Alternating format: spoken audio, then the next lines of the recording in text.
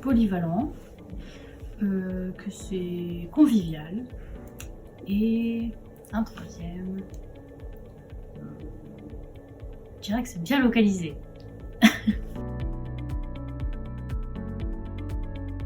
Au niveau du goût, c'est le principal enjeu, avoir un goût accepté par les consommateurs.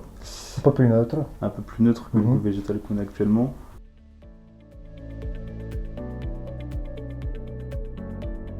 Le savoir-faire. Le savoir-faire d'Improve est très important.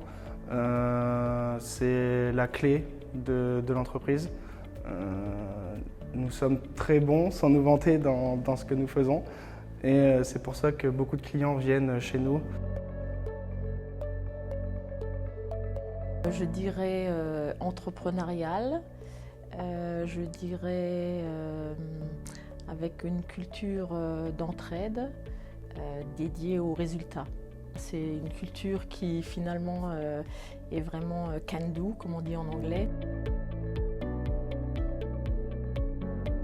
Dans un nouveau bâtiment avec exclusivement la voie sèche et une partie aussi un petit peu labo. Donc là, ce sera encore un gros changement parce qu'à chaque fois, Improve, ça évolue. On a des mètres carrés qui manquent et qui s'accroissent. C'est la diversité de ce qu'on peut faire ici en fait.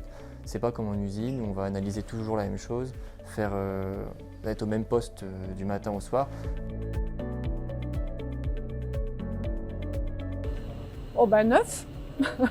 Ouais, on travaille dans la bonne humeur, dans la confiance et dans le respect de chacun et chacune, avec leurs qualités, leurs défauts, et ça c'est important. Un procédé avec un client à l'international qui se passe très bien.